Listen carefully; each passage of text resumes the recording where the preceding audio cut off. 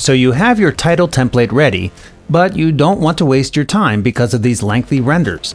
The solution? Let's go to the PNG export menu. Just for this instance, we have to open the Fusion page to enable image sequence export. Just select the title node and continue with the inspector. Here, you can uncheck auto resolution if you prefer to set it up manually. I will set it for 2160p. Here, you can also crop your composition if you like. Select the path where you want to export your image sequence, name it, and don't forget to add the PNG extension at the end of the name. Now hit Fusion, Render All Savers.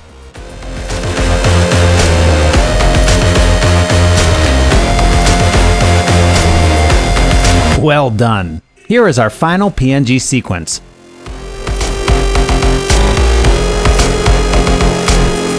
Just select it all and drag it into your project.